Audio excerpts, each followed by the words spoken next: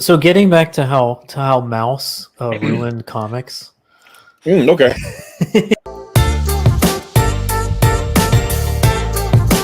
All right, 30 seconds. Your 30 seconds are up. No more boomer music. Stop right there, criminal scum.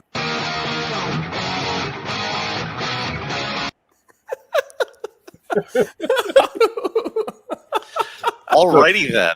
I like the new intro. I like the new intro. Thanks to It's got its charm. thanks to Evie. She sent that to me last Thursday. She said, "Here's an updated intro for you." That's hilarious. That was great. And hey, it also pushes merch for Twitless's book. Yeah, I can't even be mad at it. That was There you funny. go. So wherever you are out in the world, there, Evie, thank you. You made me happy. You know what? No false start this time. Oh man, not so far. I had it Yeah. full straight before, except we're behind, but that's fine. We're running late today because I was working on the thumbnail. I was gonna try to upload it before the thing, and it just didn't happen. So, whoops. But in another universe, there was a version of you that had the thumbnail early, Oh, and we were on no. time. Oh, No, not already. Now you got me mad. That's it. Not already. I'm just gonna go ahead and share the thumbnail out there so everybody else can. Oh, did I close it? I guess I closed it. We'll go ahead and. So we're talking about multiverses because I'll tell you how I feel about them. I'll share my thoughts and feelings about multiverses for everyone to see there. Yeah, that's what I think about multiverses. Thank you, Chad. Okay, we're here to talk about multiverses. I don't remember whose idea this was even. I think it was mine again. It was. Mrs. H says we're not late, we're early for tomorrow. Twitless is the MVP of this show. He really is. He really is. I don't know. I did this for 2 years before Twitless was like a regular, and I'm not even sure how I did it. I have no idea. But there you go. You did it with like just like a boomer. I just opened it up and started talking. When we're talking multiverses, I don't think that they're necessarily. I think they're often a lazy crutch. And what I specifically mean when I talk about multiverses, or the idea of like the parallel universes, right? Where it's like Larry was saying, there's somewhere out there, there's a you that got it right. No, that's The many worlds interpretation. Yes, that I hate that. Yeah. Now I hate it too.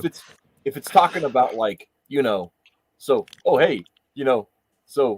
one day Mario is transported through his dreams into Dreamland, where Kirby lives. Oh, okay. That's now you got my interest, right? The world that's interesting.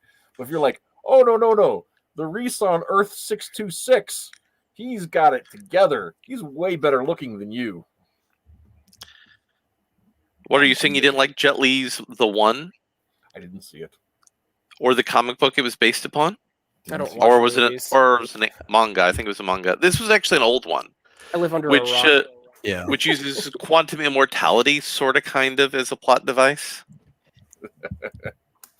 Evil Spock. Yeah, it's kind of like Highlander, but instead of having different Highlanders, all of them are just him, and he has to go between different timelines and assassinate himself to attain their essence, basically. I think I saw that in Blockbuster back when Blockbuster was like a thing.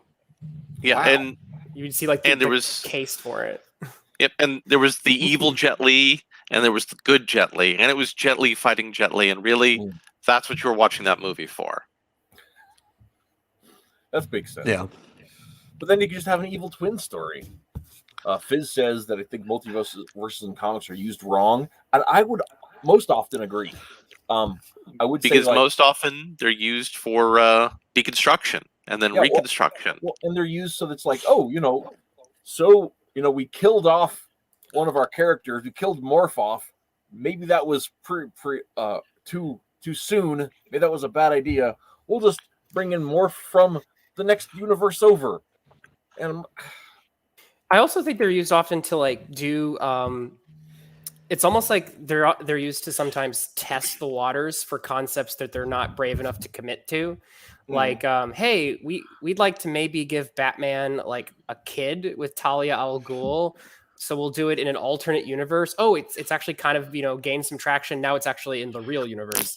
So it's like they use it sometimes, I think, as a test bed to try out stuff that they're not sure enough about. Yeah, and and like back in the day, DC did imaginary stories that were intended to be out of continuity, and I thought that was it's the same thing Marvel did with What If. Yeah, I think those are just fine, yeah. but like, there's a reason that you put them in an out of continuity story, so that if Batman's a pirate, don't say, oh by the way, Bruce Wayne's ancestor was a pirate bat guy. Isn't that cool? No, it's not.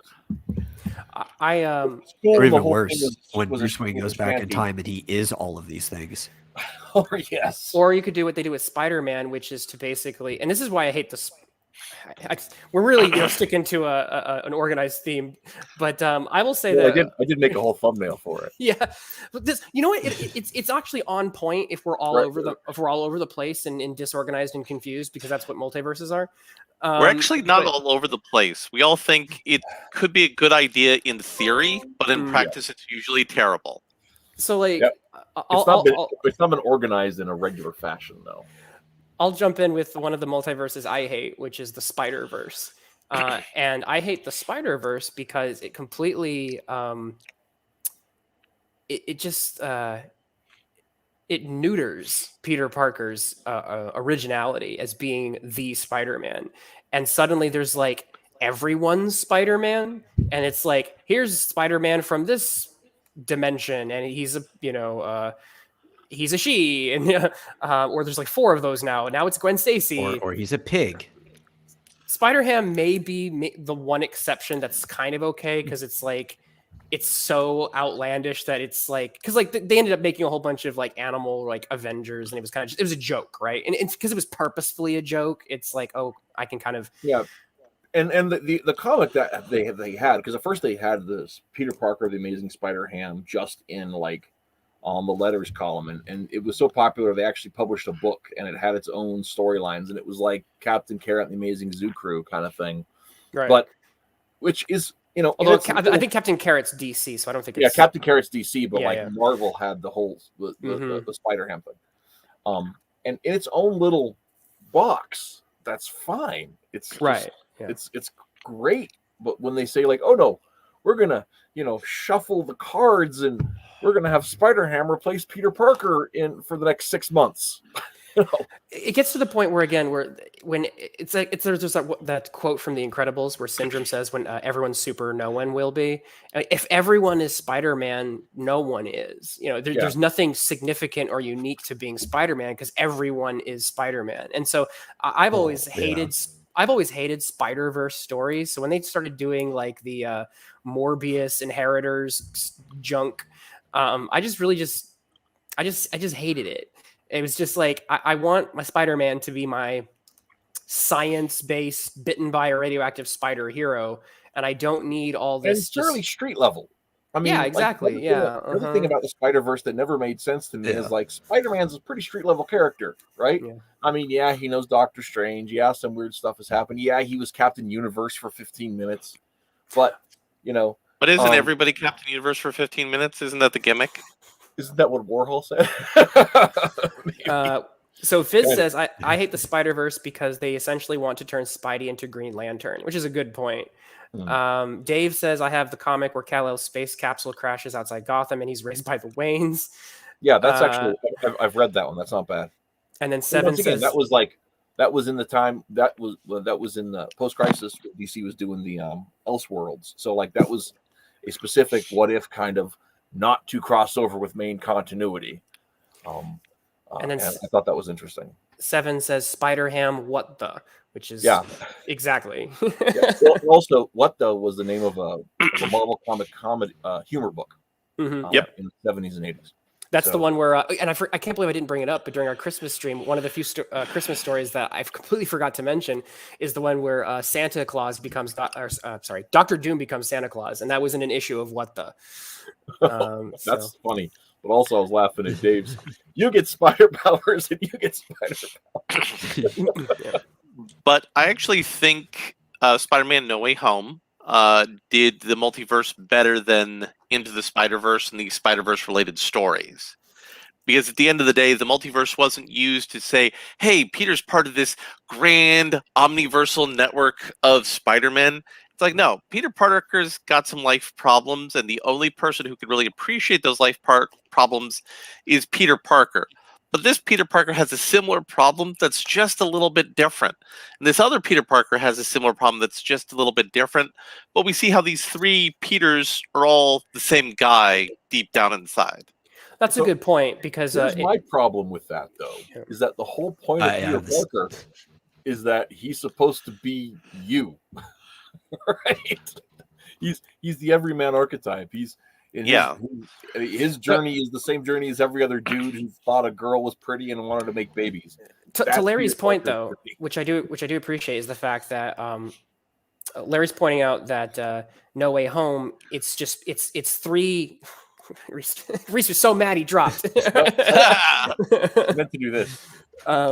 But Larry's point, which I can appreciate, is that it's three versions of Peter, and they're all more or less the same guy. And as opposed to Spider-Verse, which is just like, kind of like Oprah Winfrey. It's like everyone and everything at this point, right? Because it's Spider-Ham. At this point, we're just waiting for Spider Pickle. I turned myself into a pickle, Mary Jane. I'm Spider Pickle. What about Spider Rick? We just have Rick Sanchez. Yeah, right. Well, I mean, they can't do that because it's a Warner Brothers property, I think.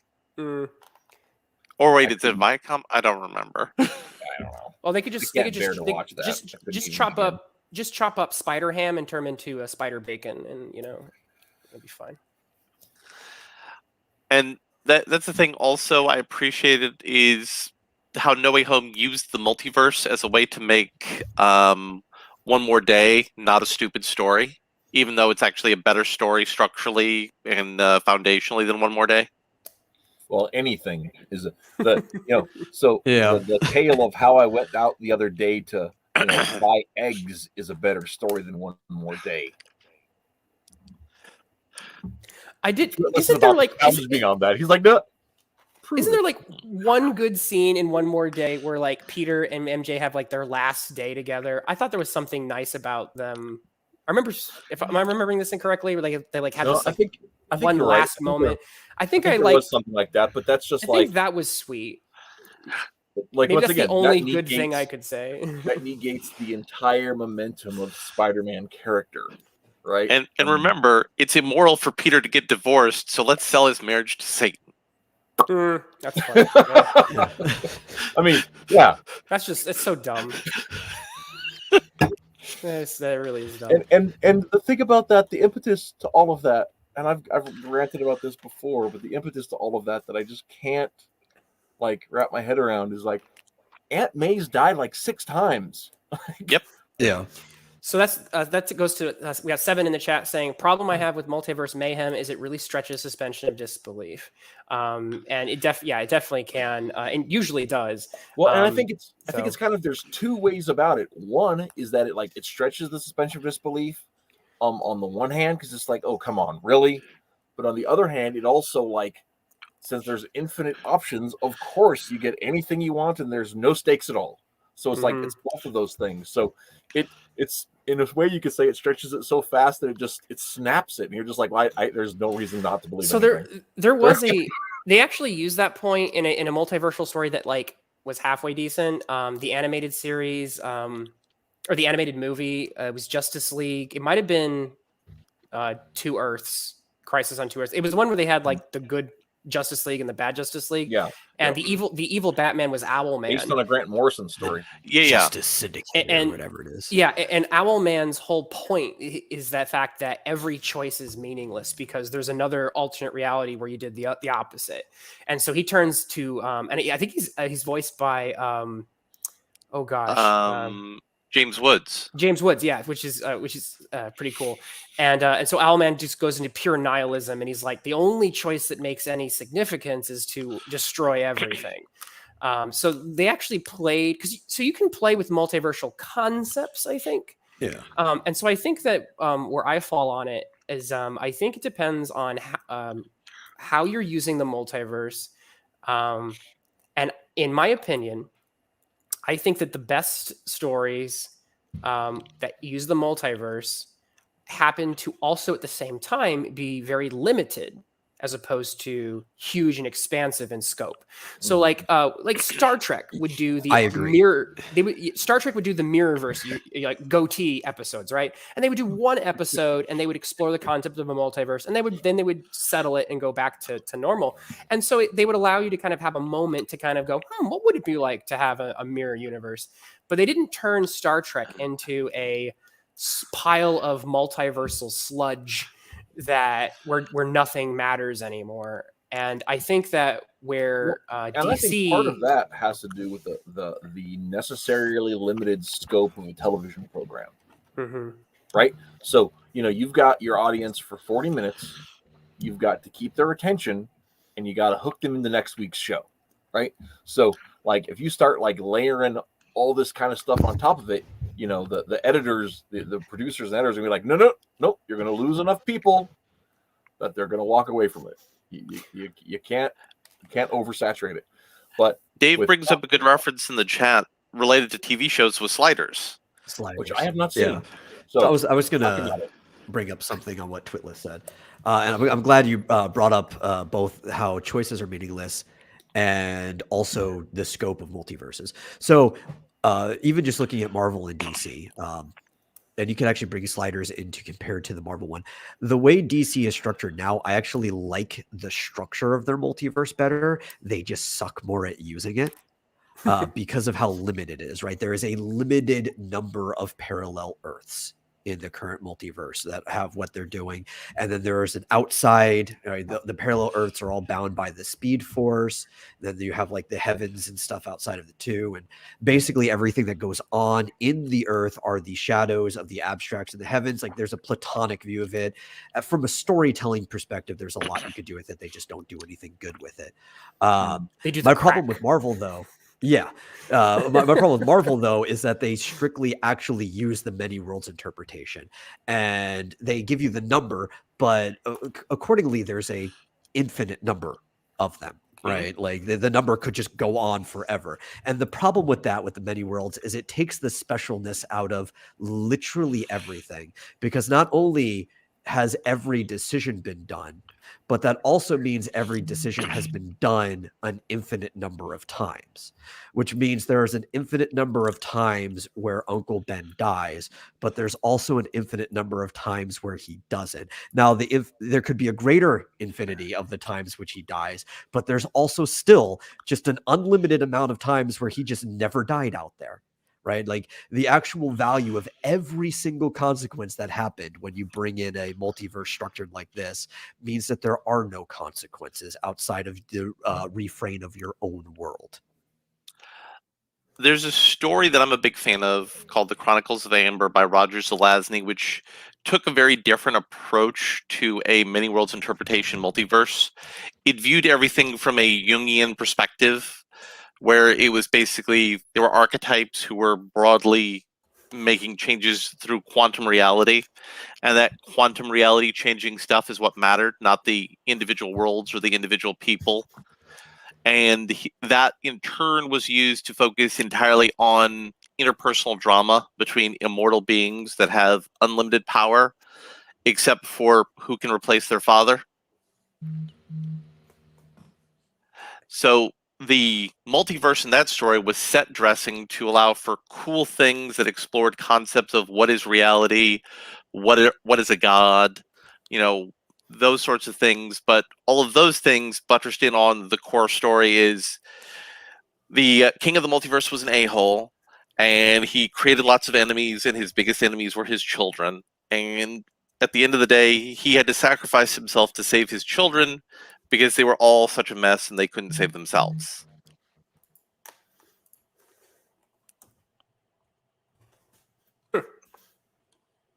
Well, when you said his greatest enemies are his children, I was like, where have I heard that story before? Oh wait, every myth ever. I guess. Well, yeah, no, but that was the point. He was the king of the multiverse, and his name was Oberon. So yes, that was entirely on point. Yeah, well, you see parallels to this. Like I said, in the DC, that's actually kind of their explanation for all the strife that happens, is because like the actual actions between the gods and the heavens are shadowed down into the earths, and that's why everything happens kind of like in a platonic, abstract kind of way. So it's theoretically kind of like the same type of storytelling, except in that one it's more straightforward. And in DC, half the time people don't even know that this stuff is going on in the back yard, because only like 3 writers do anything with it, and everybody else just wants as an excuse to tell whatever story they want to tell. Yeah, I want to jump back to metals, what you're talking about there in a second. But before we do that, Reese, you got to share my screen. Mrs. H, I think, did a doodle that. And we just need to bask in this for a second. I'm just saying though, Pickle Spider-Man looks more inappropriate than Pickle Rick. He just like rolls up and down walls. Like the web doesn't even come out from him. He's just rolling up and down walls all the time. Yeah. I just love the idea. If he's like, why do I exist? That's crazy. Okay. You just throw him at a wall and he kind of just like slinks down. I used to have one of those when I was a kid in the 80s. That was brilliant. Thank you, Mrs. H, for that bit of genius. Did she like put it to you on Twitter? Yeah, she I sent it to me on Twitter. So I'm assuming she doodled it and tweeted it to me. So that's awesome. Keep those memes coming. Those are great. All right, so the thing is, and this is a question. Oh gosh, here we go. It's fair. I was trolling him last night in his chat. So he didn't acknowledge me once. Tyler is jumping in, and he's creating the alternate universe where Reese does the opposite of everything he does on Earth Prime. There we go. Oh, see, that explains everything. He's actually in that universe. Mm-hmm. And we're just getting like this weird like Ethernet crossover thing, right? And it's going through the wrong line. And we've just never been in the same universes in this entire time. We are. This is some deep Mattriarchy lore. Tyler has he has a window into Earth 2, where Reese does the opposite of everything that he does here. So wait, is that a Reese that's clean shaven and with short hair? Yes, he looks like Lex Luthor. Streams on Thursdays. Yeah, still. But they refuse to be called Earth 2 because they're pretty pretentious and they don't like being second fiddle. So we're Earth 1, but they're Earth Alpha. I was just gonna say that. So Fizz says there's also another type of multiverse that comics rarely use, different types of fantastical worlds. And that's actually one of the things that go ahead, Bill. Yeah, no. I'm probably going to say something similar to the same thing. Because like a good example, it's being drawn into comics now, but I guess you could say the version I would say came from an anime first, but that anime came from a manga. It just, things are going back and forth that way. But Dragon Ball Super has different universes connected to it, and they're not parallel universes necessarily. 2 of them are. They're twin universes, so they have similarities, but they don't have the same people in them. Like maybe the same races evolved there, but they're different sets of people that came out of that. But they're all just their own fantastic universes with like their own alien races and stuff, and they've got their own hierarchy of deities that are all underneath the creator god that made all of them, and they even have to have a tournament against each other at one point in time to see which one's like the mightiest universe, because the others might get wiped out otherwise. And Goku fought like a female Super Saiyan, if I remember that one. Yeah, there was. That was and that's the kind of framework that I actually really enjoy, because it's not really so much that you're dealing with like alternate universes, you're dealing with like alternate like aspects of reality where the realms, right?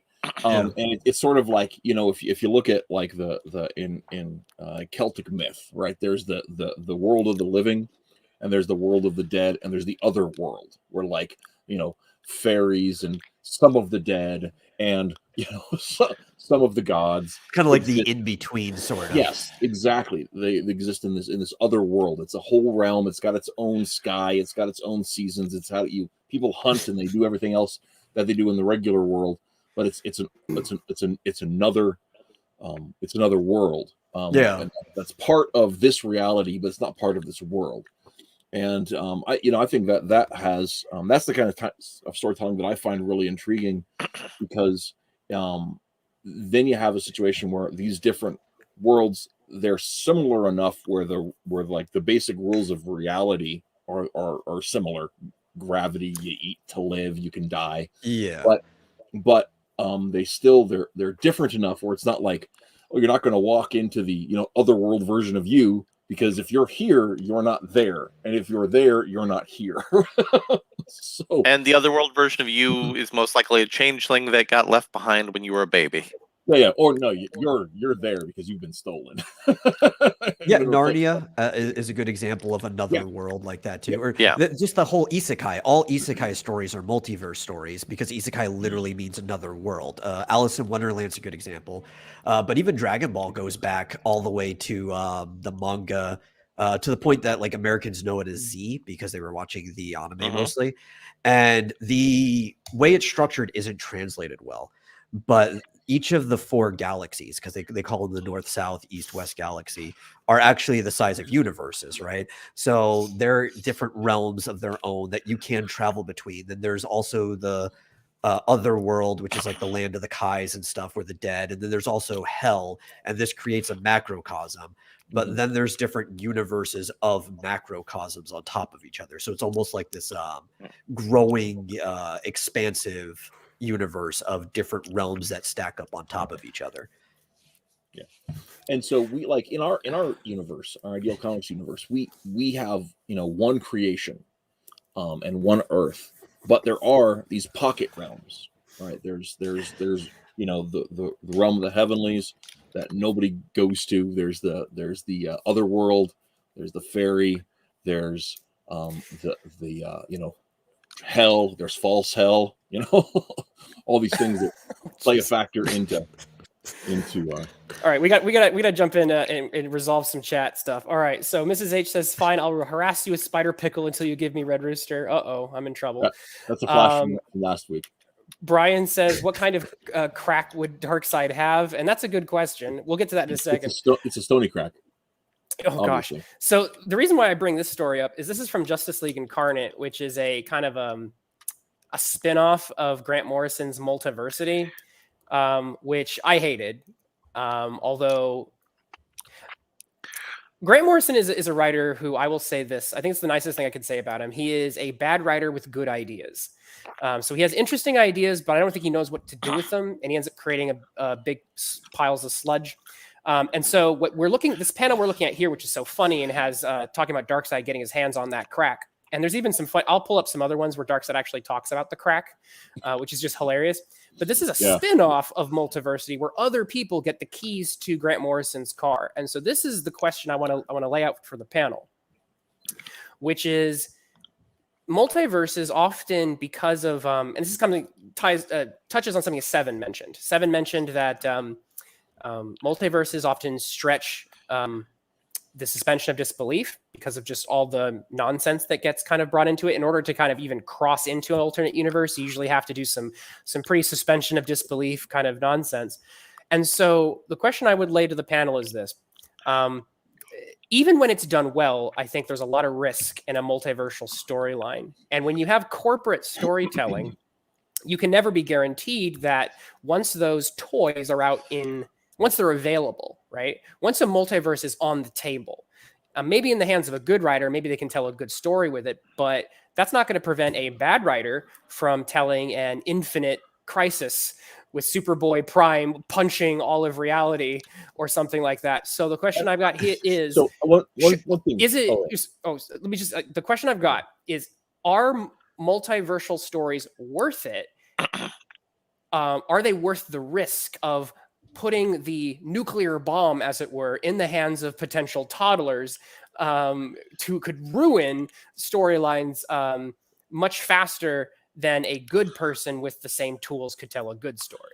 No. Okay.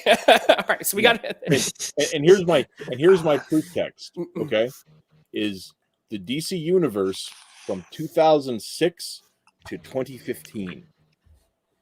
It's one long toilet flush.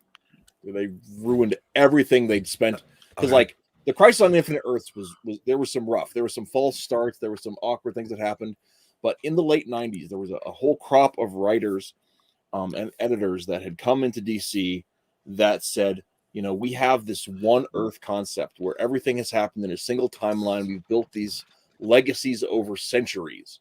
Let's craft that into a mega story, right? Where you can read one book, you can read a few titles, you don't have to get the whole thing, but if you start picking up Starman and JSA and Hawkman and Superman and Justice League, you get this big multi-generational story that's talking about building the future and hope.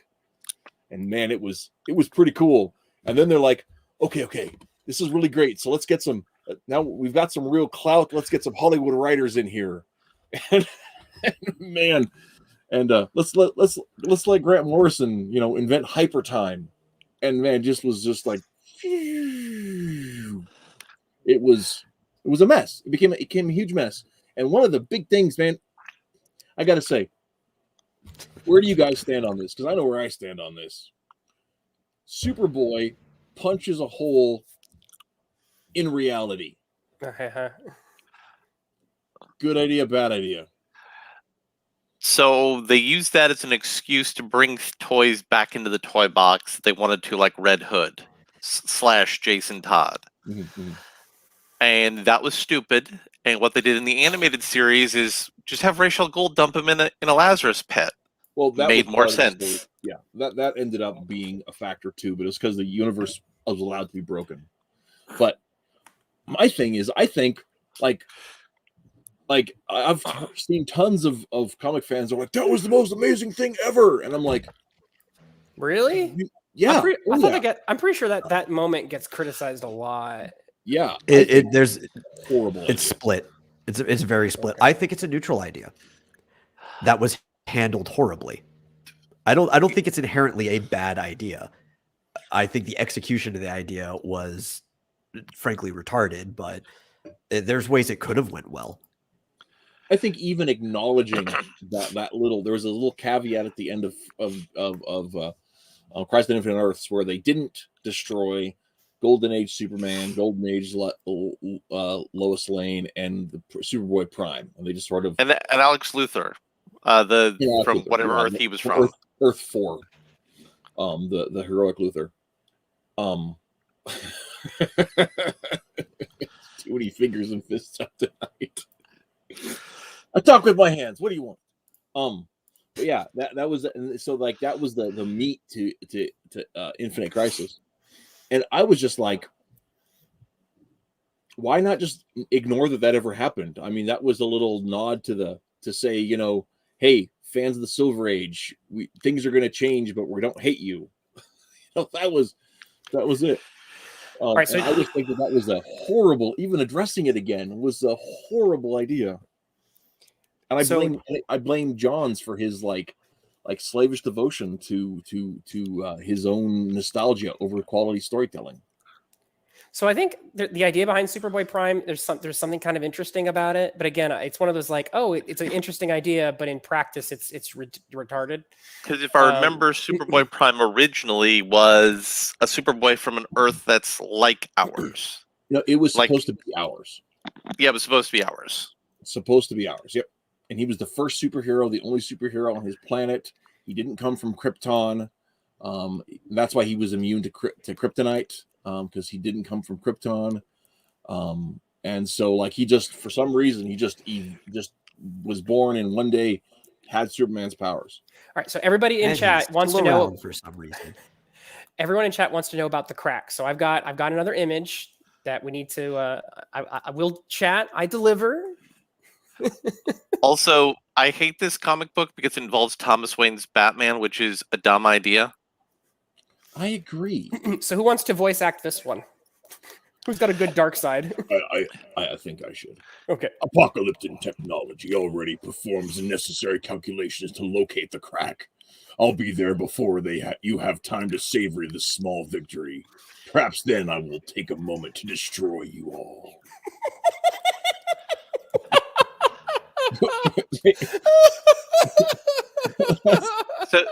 So here's my question: are they trying to Taking make a single nod? moment to destroy you all between blow? Yeah. Between lines. Is this a homage to the Batman boner issue with Batman and Joker and the War of Boners?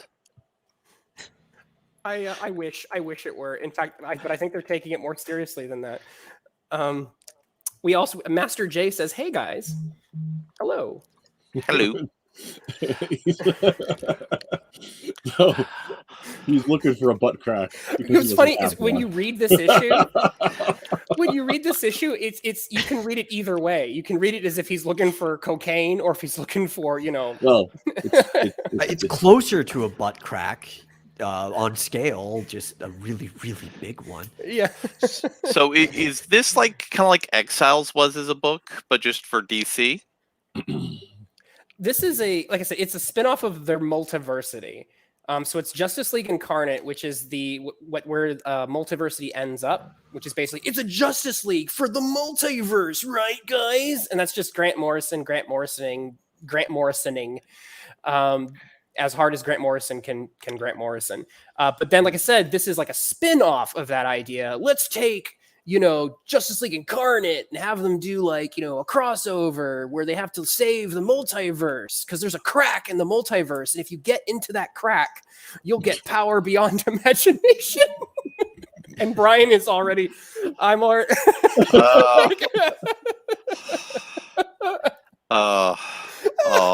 hurts me. I know, right? That hurts me deeply inside. And they couldn't have I don't know, put the different word, the crack. I know, right? It's like these are lines that Darkseid should never say. Where is the editorial staff? Use rift. Rift would have been a perfectly good word. Rift would have been a great word. How about chasm? Anything. The maw. The maw sounds like something Darkseid would say. I think the only thing worse is if he'd said hole. It's the only. See, because chasm you could still borderline take it a bad way. But it's Brian doable. in the chat has a comment that I will not put on screen. Yeah, it's hilarious. We'll talk about on screen. But this is comic books in current year. This is actually a few years ago. Yeah. No, this is current, I believe. I believe Justice League Incarnate is a Multiversity came out, I think, a while back, but Justice League Incarnate, like I said, which is kind of a spin-off of Multiversity, this is current. I'm gonna kind of segue a little bit. What do you think about how both Warner and Disney are using the multiverse as a way to get away with being lazy in their storytelling for their TV and movie properties? Of saying, look, guys, we're going to have a Superman who's black in the movies, and we're going to have a regular Superman with kids on TV. And maybe we might have one with Henry Cavill in another movie. I can't even have an opinion about that. I'm entirely goddamn it, just right? checked out. Did you fall into the crack? Is that why you can't have an opinion? No, I've so checked out of what Hollywood does. Like, it's just like, oh, people are like, oh, hey, Hollywood's making another superhero movie. Yeah, it's going to be terrible. There's no way it's possibly not terrible. Okay, I've actually terrible. They don't believe in anything. Sure. It's all going to be terrible. All right, I've got another. Give me a second. I'm going to find another image. Brian's going to love it. and even in the situations where people are like, "Oh, hey, Boba Fett was really good," and I was like, "It doesn't matter." Boba Fett was never good. I can't even get into it. That is my hot take on Star Wars. Boba Fett was always a terrible character. Oh, and he was introduced in the holiday special. I really liked him in the holiday special. He was pretty awesome. And there was a couple of novels that I read that he was in that were. I think he was okay when he was used, like in Empire Strikes Back, as just a quiet, silent but deadly bounty hunter. Because what he says, like, what, 2 lines in that movie? Yep. Yeah. But he's this really like ominous threat, mostly because he says nothing. He just looks cool. So Later, Mrs. H. yeah, good to see you. That's what we But, get for starting so late. She's only here for half the show. Aw.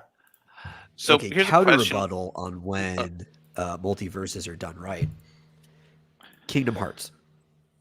Oh, really though? Oh no, Which one? Kingdom Hearts is actually done very well. Wait, the first one, or when we get later on when it gets like so confusing you need like an encyclopedia? So the story of Well, Kingdom trust, you need an Hearts. encyclopedia for comics too, so that's not So- really much of a. So the story of Kingdom Hearts going through That's the fair. multiverse is Touché. fine, yeah. but the story of Kingdom Hearts itself is a train wreck. You know, the Kingdom Hearts characters showing up in Snow White, that's fine. Showing up in Pirates of the Caribbean, that's fine. But the story of the actual characters themselves is where it all goes horribly wrong. Well, it doesn't really go wrong until 3, and there's production reasons for that. Because I've Are played we- every single Kingdom Hearts game. Even like the weird, like, you know, handheld This- games. Yeah, 'Cause isn't there, no, like- no, like- the stories are actually really good in there if you're like really paying attention to them. All right, so I've got another panel from that. This Justice League Incarnate #1 is the gift that keeps on giving. This one's. I'll create a field of quantum probability around the crack. While I sync up with your vibration, our powers combined should be enough to disabilize the crack's hold on this universe. Make sense? I'll do my best. So Oh. here's my defense, right? Oh, My defense of Kingdom Hearts in its entirety, even though there's some bad stuff that happened in 3 from production end, is unlike most multiversal stories, and this actually kind of comes out of Final Fantasy, since it really is just an expansion of Final Fantasy. They center the story about the cosmology of the multiverse, which actually makes it a multiverse story instead of just one that happens within a multiverse. And the story weighs heavily on the mechanics of the cosmology, and that's what makes it pretty good. so I think that may be what's necessary to have a good multiverse story, is that it focuses on cosmology. I think that may be a winning piece of a multiverse formula that most people don't use. I'm a little uncertain because I feel like some of the best multiversal stories are where the suspension of disbelief itself is, hey, these two characters that shouldn't meet do, and we're kind of just ignore it and instead focus on a story between the characters that we would not have been able to tell normally. So like I think that definitely is a direction. Like, did anybody besides me back Gemini Jump that was out a few months ago that Perch Fulfilled and what's his name, Larry King did the story on? And it's about a pair of, it's in the line of multiverse that I hate, where there's two trans-dimensional twins, right? So like Jenny from one dimension, who's like the librarian chick, and Jenny from the second dimension, who's like the punk rock chick, right? They're like quantum clones or whatever you want to say. And so they end up like somehow being able to jump between dimensions because when they're in proximity to each other, they can jump at will because they have some sort of special power they never explain. It was a fun book, right? It wasn't heavy in it. It was about the interaction between these two different, they were basically like sisters who weren't raised together, was the dynamic. It didn't take itself too seriously. It wasn't trying to upend anything. And it didn't feel like I was reading two versions of the same character, even though they were two versions of the same character. Like the interactions between them were like you'd have in a sibling comic. And so that was, I thought it went well, and it made me like put my hate of that format on hold. Right? I'm not even sure what convinced me to back the book, probably because it was really cheap. And I was like, sure, it's cheap. I'll give it a shot. Because it was like $5 plus shipping for like a color, for like a 36-page comic. So I was like, okay. But So yeah, because I'm thinking of some stories where because I remember Invincible crossed over with Spider-Man like one time, and it was just like, hey, Spider-Man and Invincible. And I don't think they spent too much time on the mechanics of it. It was just, hey, here's two characters who normally would never be able to cross over, but suddenly they can, and we can tell an interesting character story between the two of them that we otherwise would not have been able to. And so I think those are the types of stories where I'm a little bit more on board with it. Or like the original Marvel DC crossover stories way back when. And ultimately, I don't know enough about Kingdom Hearts lore, and every time I try to read about it, it just makes my head hurt. But I thought the original pitch of Kingdom Hearts was basically, hey, wouldn't it be cool to have like Disney mixed with Final Fantasy? And it's this type of idea that obviously you could never work unless you do a kind of multiversal type story. But ultimately what it allows is it allows Final Fantasy characters to interact with Disney characters and to create interesting, dynamics otherwise you would not have been able to experience. So to me personally, I think that's where the heart of those stories are. Well, I think like back in the late 90s, DC and Marvel, after they did the big amalgam thing, they had a whole line. DC and Marvel and DC and Dark Horse all had a bunch of crossovers that didn't even address like the idea of like multiple dimensions, right? Like Superman, like Predator, Superman aliens just assumed that they all happened in the same universe, and they didn't get too deep into lore. It just was a Superman versus aliens story, Batman Daredevil was just, Batman's in New York. Oh, look, there's Daredevil, right? With some awesome art by Tony Daniel, by the way. Not Tony Daniel, Scott McDaniel. I got that name wrong. But yeah, they just presumed it. They just went with it, and it's technically an interdimensional, multi-universe story, but they just don't talk about it. It just was, Or how about the DC Looney Tunes crossovers, where Porky Pig is now a canonical character in Gotham? Elmer Fudd too. Yep. That was fun. The Elmer Fudd one specifically was fun. That was a great story. But that's the right. Like Everybody's new favorite video game, Multiverses. It's going to have those characters in it. What? Have you heard of Multiverses? I have not, no. Okay, so WB Games announced it with, I believe, NetherRealm Studios, who does Mortal Kombat. And it's basically just going to be a fighting game, platform fighter like Smash Brothers or whatever. Yeah, okay, I did see that. Yeah. WB properties. So like Shaggy is going to be in it, and like I think Scorpion, Superman. It's going to have all these different crazy people. Mad Max is going to be in it. Isn't that the one it's going to be centered around the concept of a multiverse? Isn't that the one where Garfield's in it, but he's disabled on Mondays? No, I read no, this. Garfield, I think, was the Nickelodeon All-Stars Brawl. Oh, okay. All right. So that's a different one. Okay, all right. Sorry. Yeah. That Elmer Fudd meets Batman. It's one of two Tom King stories that I didn't hate.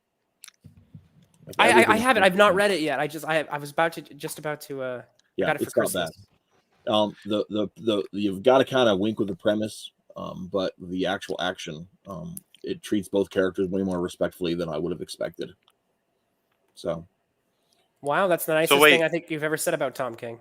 Yeah. So wait, Elmer Fudd isn't suicidally depressed, and that's why he has a speech impediment, and he's always chasing after the rabbit?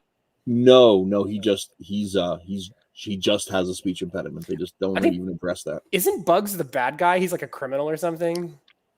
They mentioned. I think he is like as a cameo, but he's not a major part in it. Okay, yeah. It's actually that the part of the story is that Elmer Fudd's like girl left him for Bruce Wayne, and so he's out to kill him. So Elmer Fudd's like in Gotham with the Death Wish. So it's and he like he instead of just being a joke, he's a force to be reckoned with. So.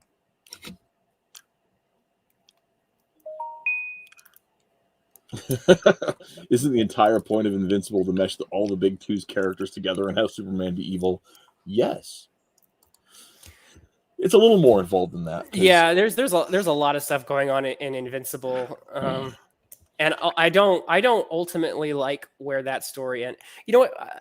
I think we could have a whole conversation about Kirkman and how he does superheroes, because I feel like his stories, they're great as long as you. So there's a lot in the middle I haven't picked up. I feel like Invincible is a story where it's like it's a fantastic story if you stop reading it at a certain point.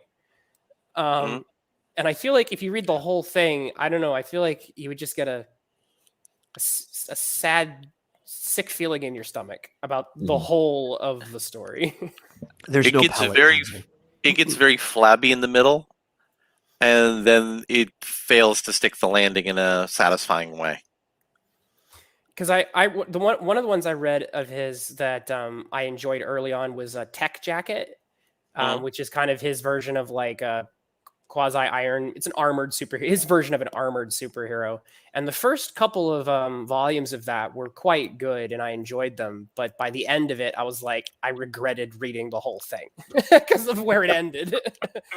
and I kind of feel like that would be the same story for Invincible in a sense, because there were parts of Invincible where I was like, you know what, I'm really enjoying this. And then it's like, then I read some summaries of like what ends up happening, and I'm like, this is awful. So. Yeah.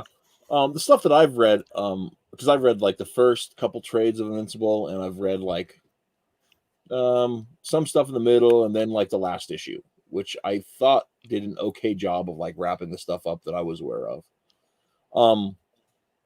But it was one of those things where I don't know that. I mean, a lot of it seems to be about like, you know, dealing with your past mistakes, and that nobody really is ready for what happens next, even if we think we are, which that's a valid theme, but it doesn't necessarily match up with the like mythic perspective on storytelling that I prefer to use. So I'm going to be leaving. That's such a formal announcement. Well, thank you for coming, Fizz. Appreciate you being here as always. Not that you're always here, but I always appreciate it.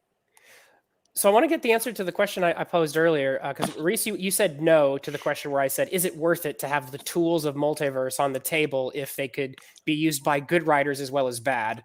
Because of the damage that a bad writer can do when you have the multiversal tools, like such as we see on screen, the cracks. Metal and Larry, what is your take on this? Is it worth it to have the tools of multiverse on the table if they can be used for, you know, maybe good storytelling purposes as well as, you know, crack? Well, I mean, I've seen people make even worse stories without the tool of the multiverse. So I don't think having bad writers be able to do things is a justification for eliminating a tool from your tool belt. What you need is an editor who knows what the job of editor is, would just say, no, this is stupid. Don't do ultimate tool. The ultimate tool. Where's our editors? There we go. Okay. That's a good take. Those are good takes. Yeah, but you know, in lieu of the fact that editors haven't been doing their job since, I don't know, Jim Shooter left. well, it's not that far. You look at how like Paul Levitz did a pretty decent job editing Superman and Justice League when he was before Jeanette Kahn stepped down. Denny O'Neil was doing I think the way he managed the Bat family, with a couple of exceptions, was just phenomenal. Making sure that house ran really well. But I think part of it is I think one of the things that we ended up happening before that time and after that time is that there became this class of superstar writers that no one would say no to. And you know, I think that gets to be a big part of it is like you suddenly have these celebrities saying, well, give us what we want or we'll take our ball and leave. And so, well, take your ball and leave. You still can't ruin the question, you know. And then Marvel became so terrified they only hired talent that they could pay basically starvation wages to write and produce books. I think a lot of that happens at DC too. But I think there's Well, an even worse tool that's on the table that is a conflicting but complementary tool to the multiverse in this case that you can only do on the corporate level, and that is world acquisition, right? Because these people have the ability to add more worlds that weren't even originally part of it as far as like an IP standing was into their multiverse at almost any time because they bought it out, whether it makes sense for their world or not. They don't even think about it as like, well, you know, Vertigo was our imprint, so let's just merge that all in to our world right now. Why not? Well, I mean, you know, it doesn't matter whether it makes sense or not. Let's just bring it in. Well, I mean, with Vertigo's an interesting case on that too, because certain Vertigo books were already part of the certain ones were, but just bring everything in. But I mean, the frustrating thing about that would be is like not all Vertigo books were even, you know, intended to be part of the universe. So, you know, like Sandman was, Swamp Thing was, Animal Man was, Book of Magic. Book of Magic. Well, I think Book of Magic may have actually been released in the main line. No, man, we got to have Dr. Manhattan cross over with Superman. Oh yeah. I mean I'm generally a fan of the decisions Jeff Johns made when he was given some editorial control at DC, but man, that was not a good one. I am not. Jeff Johns is 100% mixed bag. He's a very good writer, but I mean, even though some of the stuff that he wrote, like for example, everybody I think knows what a big Aquaman fan I am. I love Aquaman.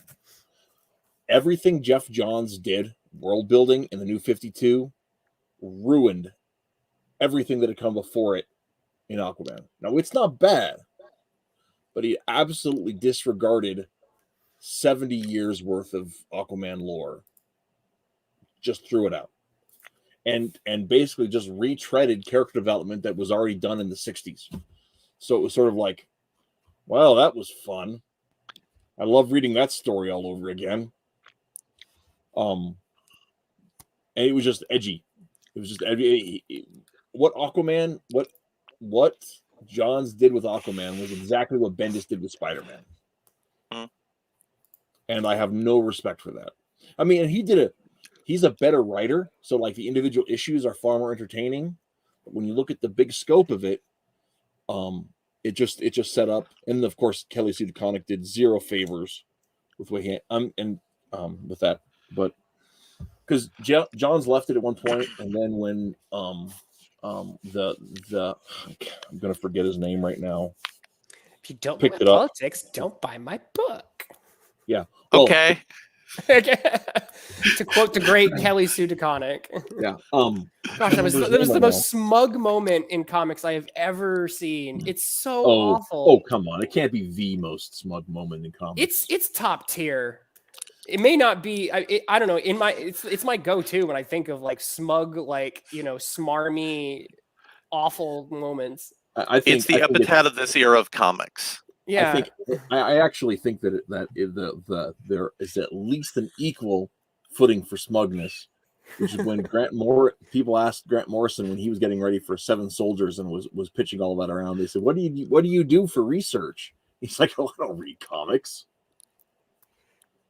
Okay, so I'm almost positive that if it's Grant Morrison, that's probably him being facetious, because that man reads comics. He used to read comics.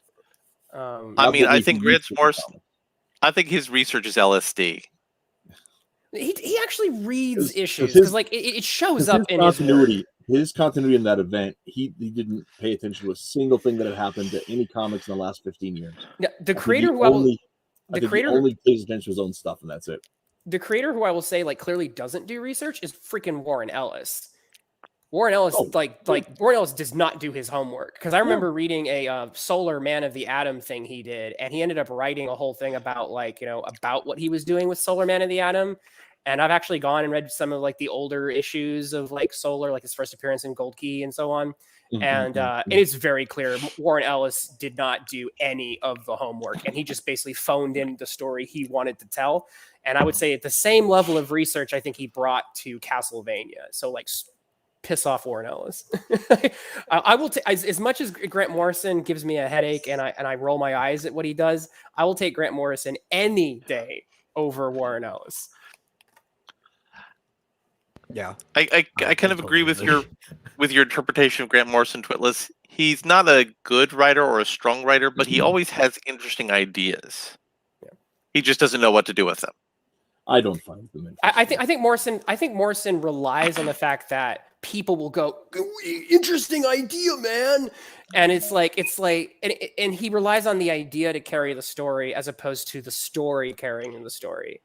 So when you're done with it, you're like, okay, there was an interesting idea at the root of what you were doing, but it was just a giant mess most of the time. I think there are some exceptions.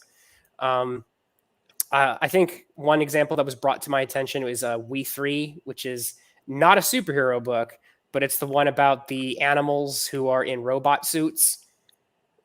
If anyone's read that one. And so I have not read that, but I'm interested now.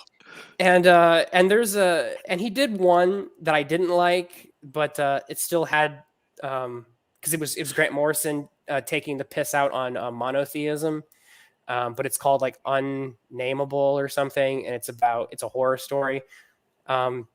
Honestly, I think Grant Morrison's weakest work overall is his superhero work. When he's outside of superheroes and he can kind of just do his own thing with his own ideas and stories, I think his writing is stronger. But when he has to do superheroes and like even stories like All-Star Superman and Arkham Asylum, I found to be well, I know you don't like All-Star Superman, but if you don't like All-Star Superman, do not read Arkham Asylum, because Arkham Asylum is interesting ideas, but it's the worst Batman story I have ever read in like my entire life. So I will say this one thing, other than I felt that All-Star Superman was narratively incoherent. But beyond that, it's also nothing I hadn't already read, having read a bunch of 1970s all world's finest comics. Sure. Which I think is the last time Grant Morrison read anyone else's comics. Because it's pulled right out of that stuff. So like I said, so there's my point. Grant Morrison clearly reads comics. He did read comics in the 70s, and he hasn't since then. All right. Yeah, So instead let me just play Batman Arkham Asylum. let me Some of the plot points, but from the perspective of if you're playing as the 90s animated Batman, and it's actually pretty good. Yeah. My problem with Arkham Asylum is the fact that Batman is so far out of character in that book, I could not take it seriously as a Batman story. And the best justification I had from someone who's defending the book is they were like, well, you're supposed to take it like a fever dream. And it's like, that's not what the story presents itself as. So it does this whole Joseph Campbell, spear the dragon. And I'm like, yeah, Grant, I get the idea. But in reality, what you have is Batman stabbing Killer Croc while they're in a mental institution. And it's like, Batman would not do this. And Batman is so far out of character that, to me, like I said, it's interesting ideas and mythopoeia and all this stuff, but it's the worst Batman story because Batman's nowhere near it in terms of his character. It's this character who's wearing a bat costume, but it's like, that's not how Bruce would act at all. So again, the ideas are supposed to carry the story, whereas normally when you read Batman, you have expectations. He's supposed to act a certain way, and it's. So I have a proposal of something to do other than being lazy with the multiversal story. If you want to tell a bunch of weird, crazy stories, use the Heroes of the Lance continuity theory. Do you remember that, Reese, from the Dragonlance novels? No, I've not read those. So there were the main Dragonlance novels, which told the main storyline, and there were also like side ones that expanded on that, and they weren't all narratively consistent, and they would actually address that in some of the books. Basically, didn't you die? I said, yeah, and I was like 10 feet tall at the time, and I shot lightning out of my arse. Who told you that story? So basically, you could tell whatever story you want in a book, and then if somebody says, well, wait a minute, didn't you wear a giant Pope hat and enslave a city and Batman have to defeat you? Say, what? Who told you that? Or did you drink something funny? That could be a good. I mean, that I suppose that would be one way of dealing with something like that, in terms of like, it's a story someone's told. That's destructive to the continuity and believability of a character. Well, I think I don't know. I think that like within a continuity setting, Ed Brubaker caught some flack back in the 2006, I think it was, for his Catwoman run in the early days, because he brought back Holly from Batman Year One, Selina's young friend, who had been killed in an original graphic novel called Selina's Big Score, I think is what it was called, and she had been blown up at the end of it, and it was a big tragic ending, and Brubaker just ignored that, just didn't even address it. And he'd gotten editorial approval for it and everything, and because they wanted somebody else to be an everyman's position, kind of the what do you call it, audience insert kind of character, and he got some flack from some diehard fans who were just like, well, she's supposed to be dead, and the way he addressed it was basically like, it wasn't a good story. None of you bought the comic. You can get it for a quarter in the quarter bin, right? So, it doesn't add anything to the overall story of Selina or Batman or anything. It was just a bad ending to a bad comic. And I don't know. I thought that kind of was an interesting take on it. Well, it can be. Your story sucked, so I'm ignoring it. Yeah, I mean, like, one thing I like the idea of, which kind of goes into what Larry was saying, it comes to my own writing, because when I tell a story in person about my own life, I actually tend to be like I like lowball everything. It's really boring. Even if I tell like a story of a time I got into a fight with somebody, I just like, it's just straight facts. I don't even get like flourish with it. But when I go to write something, being like a novelist, if I'm like redrafting, my stories will get like crazier and crazier every single time I write. I'm kind of like the person who's like the sailor spin of the yarn. It's like, last time you told the story, it was a cannon with a shot across the bow. 6 times later, you're telling the story and a rail gun pierced a hole straight through the entire hull of the ship, right? So it's like, I kind of like that idea. It's like the story passes from person to person, like you were saying, and maybe the first time he told the story to somebody, it was like the actual facts, or maybe a little exaggerated, because sometimes people do that with their stories. But then by the time it circulates back around him through the game of telephone, all of a sudden the guy he's fighting is like 100 feet tall and purple and breathing fire out of his mouth or something like that, and he uppercutted him into the moon. Yeah. And I think I don't know, that would be an interesting way to deal with, hey, Earth 62. So another good multiverse story that I actually liked was Alan Moore's Supreme Run, which was his apology to all the terrible things he had done in the superhero comics previously. Was what he's saying, no, I finally get that maybe I was an a-hole in how I, shat on everything you guys loved. So here's this good thing. I think I have an issue of that lying around. I've not taken a look at it. Isn't there kind of a multiversal element to Top 10, which is, to me, in my opinion, the best superhero type story that I've seen Alan Moore write, apart from a couple of some of this like Superman, like For the Man Who Has Everything's pretty good. But I in Top 10 is kind of a celebration of pop culture. To me, is everything that Warren Ellis's Planetary is not. But I think there's kind of a multiverse. There's at least definitely a mixture of elements that you often get in multiversal storytelling. I to take it back to the concept of multiverses and Metal, one day you're going to have to sit down and explain to me Kingdom Hearts because, like I said, every time I try to understand it, my head explodes. Okay, I could write a dissertation on this. It's a very complicated story because there's like 10 games, and you actually do have to play the mobile game to fully understand all of the story. Oh my gosh. They're actually good games. The storytelling is good. The issue is a production problem, but I will explain it to you one day. Okay. There's also like 2 light novels that are incorporated into it as well that explain the cosmology.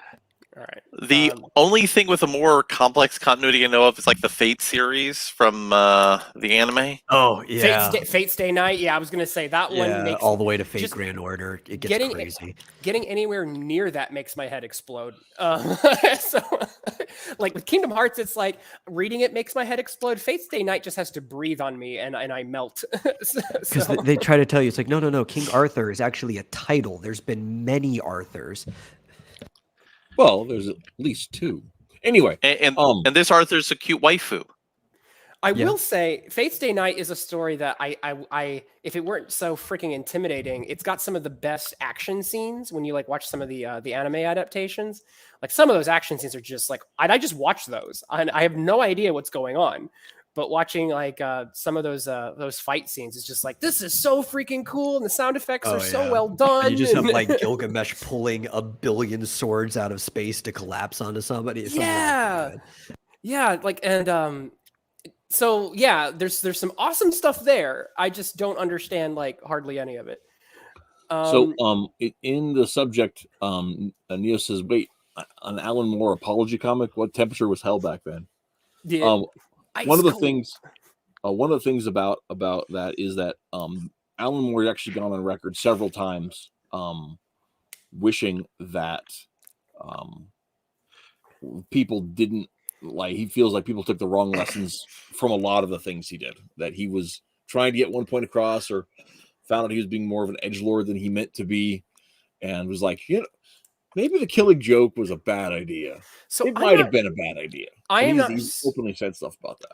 I am not so sure if I believe him. Right, is what exactly. Because we could do a whole stream one day about Alan Moore and and some of his proclivities. Because I didn't mean to be such an edgelord. And it's like there are certain patterns that are very edgy with him, especially his treatment of women in his work. And it's like he never apologized for that. In fact, I think he just doubled down as he continued his career. Oh, probably. So there is that man's approach to sex in comics and women is it's pretty slimy. It's just the way it comes across. Whether it's in League of Extraordinary Gentlemen, From Hell, even for the man who even in some of his superhero work, there's just something about who he humiliates and degrades women over and over again. The one that really is the worst for my taste is his Necronomicon. I didn't even know that was a thing. I'm not familiar with that one. So it's his take on the Lovecraft mythos, and he one of the fishmen, one of the old ones from under the sea in Innsmouth, impregnates a female FBI agent. Oh boy. And her birthing areas become Relay. Of course. Well, like the end of his final comic, because I think League of Extraordinary Gentlemen Tempest is like supposedly Alan Moore's final comic ever. Which again, we'll see if that's actually true or not. But the end of it has just like a race of like naked women warriors fighting a war, and so you get like a double page spread of just like it's not even sexually attractive bodies, but just like it's just nasty, and it just makes you like inwardly cringe, and that's just kind of Alan Moore's treatment of women like ever. So back to multiverses though. My usage of them is, I think there's 2 things. And I think it touches on some of the stuff we've been talking about. I like the ability to have a tool in my toolbox that I can use in a very limited scope to tell an interesting story. So maybe I'll have a character from an alternate dimension, parallel Earth or something. So you can have your nega version of a character. So, the goatee version of your character. And to do a story with that. But again, my plan is to be very, very limited with that, because once you've opened that door, it is kind of a genie in a bottle that you can't quite put back in. And the second usage of that type of story is, I think when you reach the type of crisis storytelling, I think that's the type of story that you can tell once. So if you were telling if you're just like an independent creator and you're telling a linear story, and you start with maybe smaller stories, but it builds up into an epic multiversal showdown, but then you hang up your cape, as it were, you're done with that story, then I think it could potentially work. I think one of the big issues that we see in superhero comics is the fact that they're stories that, in a sense, are never meant to end. But they're telling stories that you typically end a story. They're finales, right? Because once you have saved all of reality from the anti-monitor who is consuming all of reality, it's kind of hard to go back from that. Yeah. Being like, let's go back to street level adventures. Like that genie is too far out. You need to either start the story over from scratch, like end it and then start over from scratch again, or not necessarily go down that route. So I think those are the two thoughts I have. Because, if I ever do a giant multiversal explosive finale, it will be the finale, I think. Or it'll have to be. How grounded are you in the Elric stories? I was actually about to bring up Elric too. Okay. I've read a chunk of them. I've not read some of the novels, but I've read all the short stories and Stormbringer, which is his big Ragnarok thing. So there is a concept he introduces, and it's seeded across multiple different stories he has of the eternal hero. That there's a hero who is always present at some point in time and space to be the hero to save the universe. And it was 2 of the Elric books were dedicated to the team up of all the eternal heroes against the ultimate evil, if I remember correctly. Yeah. And so Elric was brought in with all the other eternal heroes, and they fought, I don't even remember what the actual antagonist was.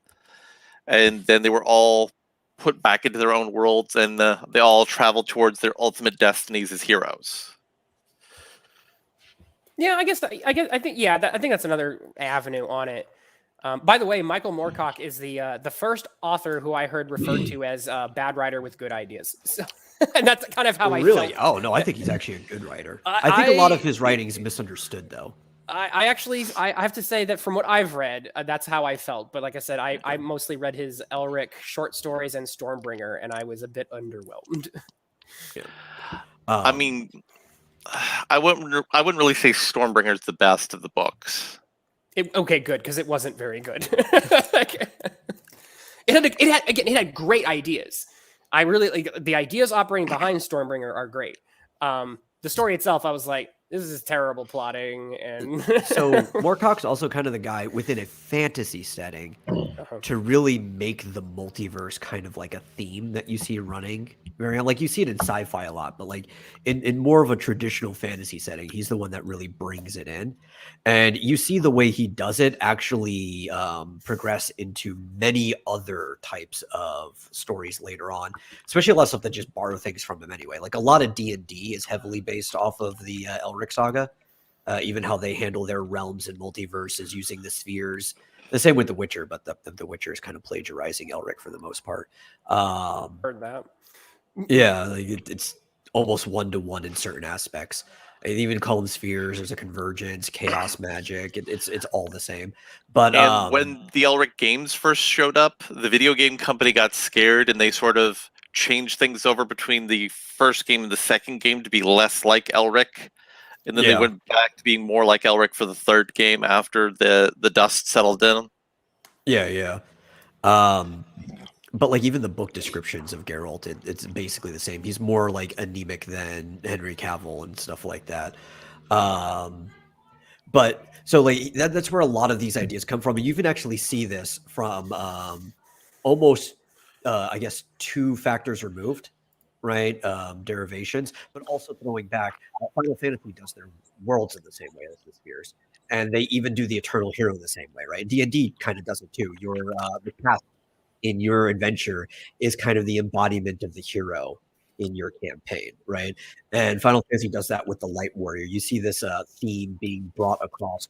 So like related to Kingdom Hearts, but to simplify it more to how Final Fantasy used to do it, it's similar to Elric Saga, is that every single world takes place in that like world's version of Earth, right? It's not Earth, except in 4 where they literally call it Earth, but it's that world's version of Earth, and each world kind of has like their light warrior or warriors, depending. Like sometimes it's one important guy with his friends, sometimes it's a group of 4 people, and you're seeing the agents of chaos, which again, that's a direct reference back to Elric, being thwarted by the forces of the light.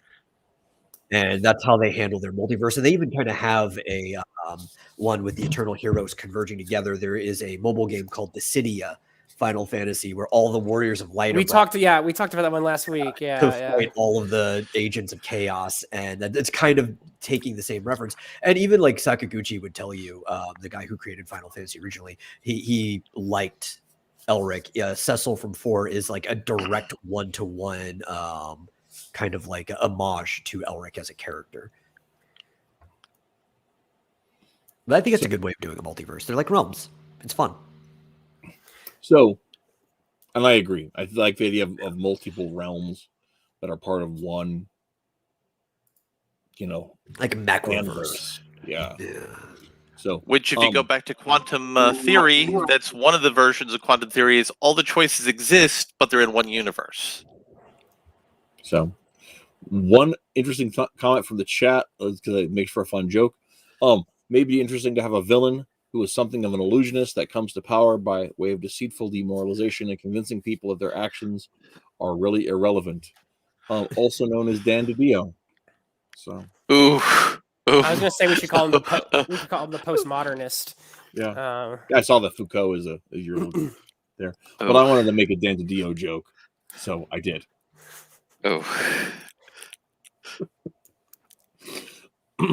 Dan's not that bad. Oh yes. One of the things I want to go back to, so we're talking about a little while ago, was the hang on. Oh, the idea that I think it was the Metal who was talking about it, that one of these things these big conglomerates can do is just absorb new universes into whatever structure it has. And that comes back to one of my biggest problems with the New 52 was I was not really familiar with the Wildstorm universe at all. So I went into doing some reading about it when I started picking up some back issues, just trying some of the New 52 stuff out. And it was so frustrating because the Wildstorm universe is philosophically diametrically opposed to the premises of the DC universe, where the DC universe was built upon hope. It was built upon the idea of a creator, the idea that everything, that there is a plan, that there is a forward projection toward some sort of order. There's order, elements of order and chaos that have to find a balance, but they still have the hope of a brighter tomorrow. But the Wildstorm universe is it's utterly godless. There is no moral foundation. It's just the might makes right, and that's the fundamental premises of the Wildstorm universe. So to try to combine them together, just I didn't feel worked at all. And when you started looking at it in terms of like big picture stuff, and that's a challenge of making a single universe is you have to make sure that all the premises work. What you're saying? Two of the most iconic Wildstorm characters being based on porn fan fictions of Superman and Batman doesn't work in a universe where Superman and Batman exist. Yes. And that's something that DC I think does way more than Marvel does, in terms of like gobbling up other IPs and then trying to then fold them into their universe. I will say now that, and I think that might be because DC's had parent companies for longer to buy stuff, maybe. Well, that's been part of it, but part of it's also been because DC was instrumental in driving a lot of their competitors out of business. Roll back to Fawcett. But now that Marvel all the way back to Fawcett, back to quality too. I mean, they poached a bunch of quality creators and then drove the company under, not directly under, but they were part of that. And then they're like, oh hey, look, I guess we'll license them and they license some of the characters to produce comics with until they just bottom out. So the point I wanted to make there is that now that Marvel is owned by the devouring abyss that is Disney, yeah, it's a nice impression. Now that they're owned by the devil rat, that swarming abyss, I actually expect maybe in the future for Marvel to follow suit and gobble up other IPs and then fold them into their universe. I think actually, hold on, because they recently did that kind of with Angela. Yes, a while back. Yeah. Miracle Man's coming into the Marvel universe now. Again. Well, no, he's key to the big event that Marvel's doing that nobody cares about. Yeah. Oh, because there's like a big event every like 6 months now. And Miracle Man was originally Captain Marvel, who got absorbed by DC, and then he became his own independent thing. Then he almost got absorbed by Image Comics, but they failed at doing that, and so they made a deal, and now he's part of Marvel Comics as Angela, who was originally part of Image Comics. And all I just have to say is unwanted opinions on Israel. Here's the thing about Angela, though. I wouldn't put her in the category of the corporate acquisition, though, because when she came, it's because Neil had partial copyright ownership, and he brought a version of her with him. That's why she exists. That is true. But I think Neo says they got Angela, made her a lesbian, and never used her again. Actually, she was in Asgardians of the Galaxy. She was on the Asgardians of the Galaxy team. That's such a horrible. Asgardians. That's a funny pun. Title. That's a funny pun. I love that. I'll give him that. The story sucks. That's right up there with Darkseid trying to find the crack. To the crack. I don't know. I think Crack edges that out. Not by much. By a line. Yeah. But that's the team that's got to keep. I'm just wondering when they're going to prevent Darkseid. I'm just wondering when they're going to make the Star Wars continuity, at least in comics, and fold that into Marvel, because that has to be coming at some point. I don't think there's no way that they will, because I feel like it comes to like something else, like a trend, and something Neil points out in the chat is, or be like Marvel and simulate comic companies just to kill them off, just like Malibu. And I think that's more likely the situation that you'd have there, is that it would be a situation where they have folk they'll get these properties, and like Marvel's owned the rights to Men in Black for 30 years and never done anything with it. They were making money off of the movies, but never touching the property again. So I think but the thing is the fact that Star Wars comics actually do sell really well. So I actually can see why they wouldn't, but there's also a part of me that's like, I feel like at some point that they will. It'd be easy to incorporate too, because it's literally just in another galaxy far, far away. The problem is the timing, but there's time travel shenanigans in comics all the time. That's really not a big issue. The thing the other reason I don't think they would is that Marvel, like Disney just doesn't care about Marvel. Like it's an Yeah. IP farm. So why would they build a coherent universe where? Oh, I didn't say know- be coherent. I Well, just or said that even- they would but, like, fold okay, it in. Here's the thing: is like, so you could absolutely say, "Oh, hey, Indiana Jones happens inside of the Marvel universe. All of the pieces are there for that." So you could have a World War II story where Captain America or Nick Fury, runs into Indiana Jones. Like that would That'd be pretty good. Yeah, That'd be it would be fun. Totally fun. But like they're not going to So do it. that's why they're not going to do it, because it's fun. Yeah. And the same Yeah. thing, like, so Marvel had a property that didn't really ever quite fly right. Big Hero 6, right? Disney Studios said, we're going to make a Big Hero 6 movie. It was a financial hit. Some comic fans didn't like it, but it made gobs of money, sold tons of toys. Does Marvel say, hey, we're going to make a Big Hero 6 comic? Nope. Nothing. Not even a touch. Not even a hint. They didn't Does even, They know. didn't even They try. know. We have any- we have Dominic Powell in the chat says multiverse should not be used as an excuse for objectively lazy or bad writing, and also says what's the meaning in the live stream's title? I can't remember what I called it. Multiverse mayhem, or yeah. how I stopped worrying and learned to embrace Heisenburg. The Heisenburg. So, who's familiar Um, with Death's Head from Marvel Comics, from Marvel UK more specifically? Okay, I know Death's Head. I mean, I haven't read all of them, but I've read like 2 issues. So Death's Head was a transformer, which Marvel no longer owns the rights to, who was transported into the main Marvel universe by Doctor Who that Marvel no longer has the rights to. Did not know that. Yep.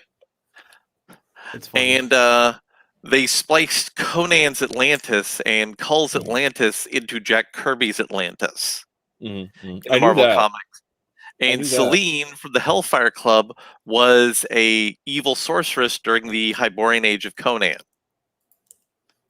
I did not know that, but I knew The only that, thing like, the only thing missing from that is a crossover with Godzilla, who they also don't have yeah, the I was rights about to to bring that anymore. up, Yeah. Godzilla was one of the principal things S.H.I.E.L.D. was formed to deal with. But I just remember one of my favorite panels is Thor and Godzilla fighting over a building. Which is just Yeah.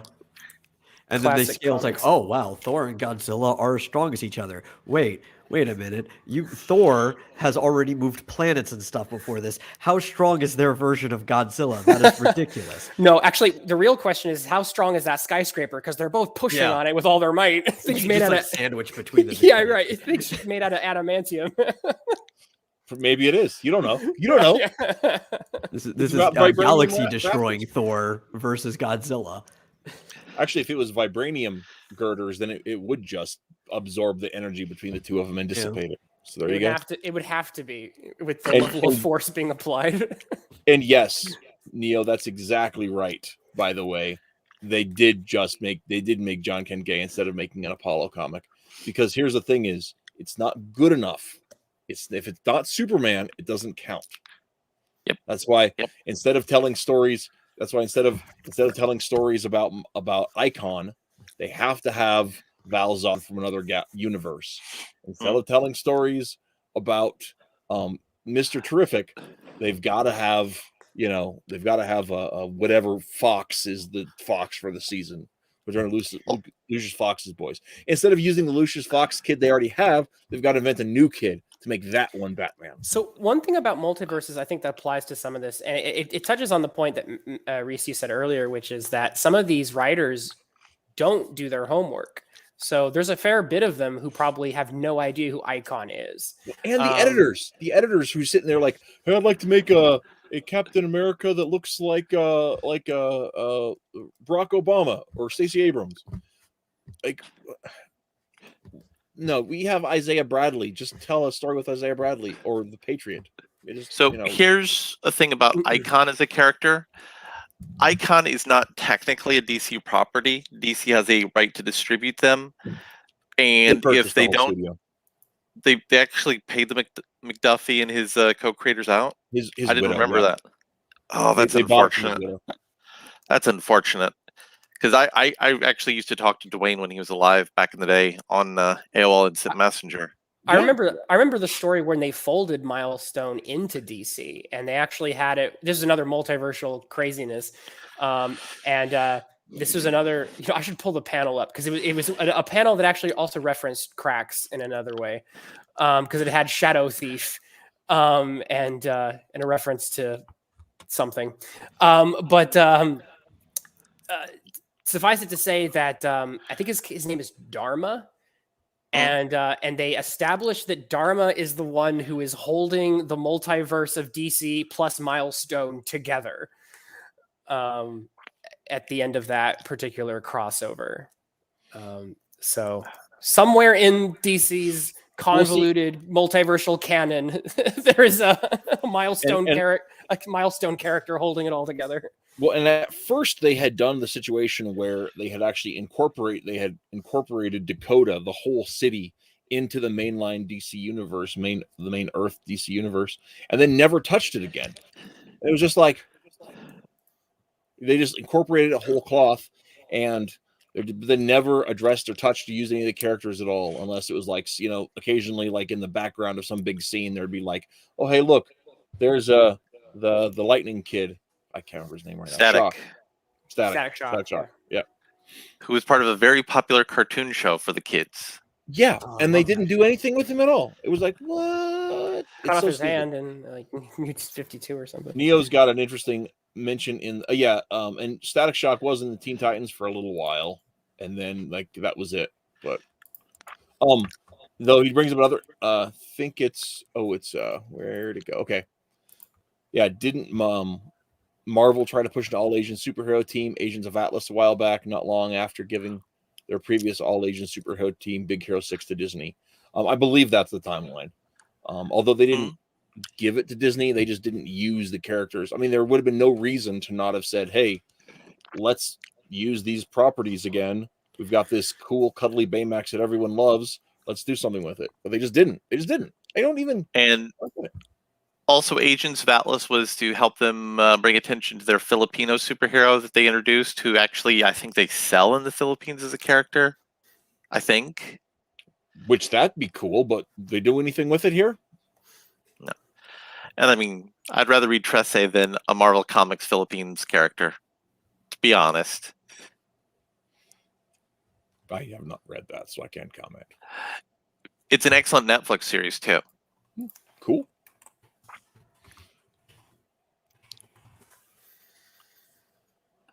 All right. There we go. Dominic's bringing that stuff about the thing there.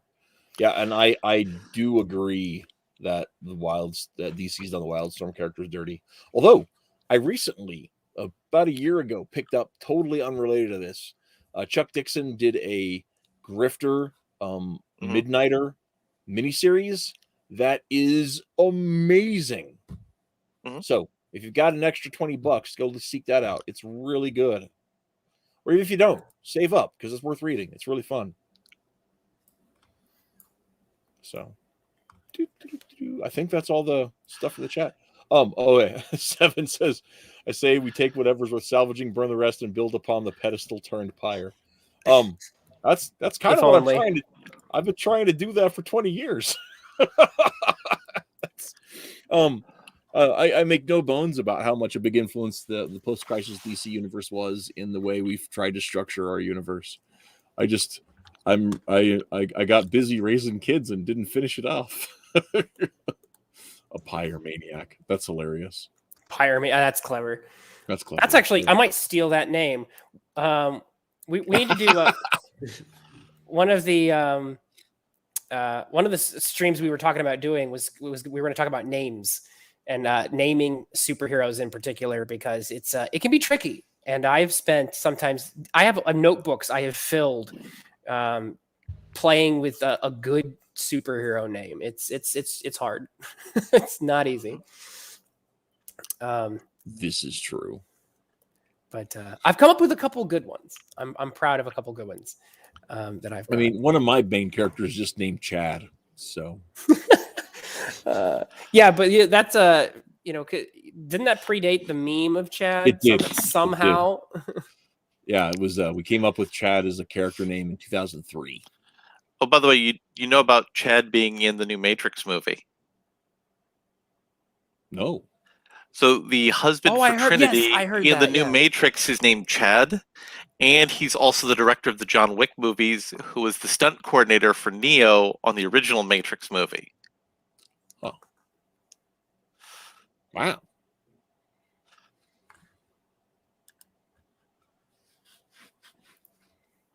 There you go. 7 says you can have Pyromaniac. I like it. I might have to take you up on that. Although I already have a fire-based character. I named her Combustibelle because she's a Southern belle. Yeah, I'm very I know. proud of that one.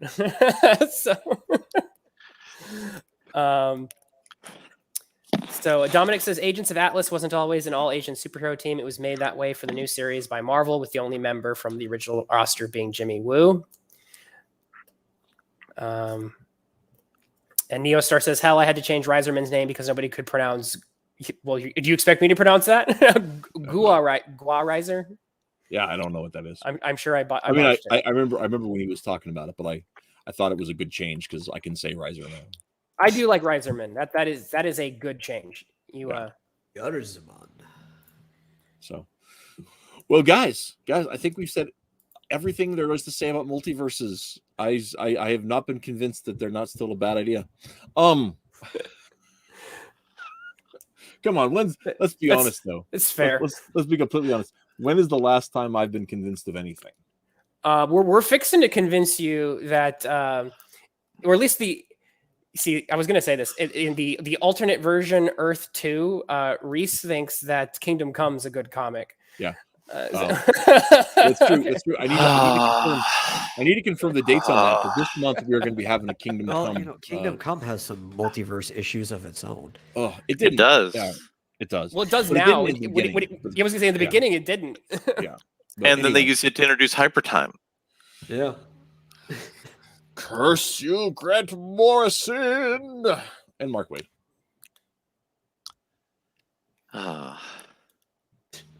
Matrix 4 was not a good movie from its story to the fight choreography. Nobody really asked for new entry. To be fair, the only maybe in Earth Alpha we got a good Matrix. Well, here we go. well, we did. Matrix. We got one. We did get a good Matrix film. It's called The Matrix. The Matrix. No, I said Yeah. Matrix 4. I didn't say Oh, film. I I said see. maybe, Oh, maybe we gotcha. got a good Matrix 4. And, But okay. in Matrix Rebirth or Resurrections, they literally said in a metatextual commentary that they were forced to do it contractually by Warner Brothers, and they didn't want to make it. Saw that. Yeah. That may be a good topic for another show. Metatextual commentary being the entire commentary of your comic, and how that's extremely lazy. And that goes back to Grant Morrison being one of the big villains of that topic. Well, and that's actually one of the issues that will be discussed in our Kingdom Come talk in I think 2 weeks. Oh, 3 weeks. I think 3 weeks is when I want to shoot for it. But I got to get confirmation from the other guys in the panel. This is like a government 3 weeks, like flattening the curve and stuff. So expect it maybe in 2023. Yeah. 3 weeks to yeah. So okay, so we're gonna wrap today. Next week we are not doing the CCC. That's getting bumped further down the road because next week we're doing Dragon Hoops from Gene Luen Yang. We're having Matt Krotz and number one Marmaduke fan here to talk about sports comics, which of course all of us are huge athletes. You can tell by just checking out our massive physique. Hey, I'm wearing a uniform right now. What are you talking about? You're not on the panel though, Metal. No, you invited the wrong people. What are you talking about? Oof indeed. No, Oof. It's all part of the Gene Luen Yang Appreciation Society. We'll be talking more about his work, which I quite enjoyed that book. But we'll talk about that next week. And then I think it's the week after we'll be talking about Patriotic Heroes with a cast of your favorite stars. And then I think it's the week after that is the Knockdown Dragout, where I proved to Twitless how horrible Kingdom Come is for the second time. All right. But we're having a RJ Carter and Mike Hutchinson on as well that week. So then We're settled once and for all if Kingdom Come is a good or bad comic. Yeah. will be Maybe. it's got That's 2 out of 3. Yeah. It will be. It will be the best 2 out of 3. That's exactly how it'll shake out. We've tried having that conversation 3 times. Anyway, we are going to go ahead and call it a show. Thank you guys in the chat for tuning in. Appreciate that. Thanks, Metal. Thanks, Larry, coming on. Yeah. And we will call it until next time. Keep reading comics. Bye.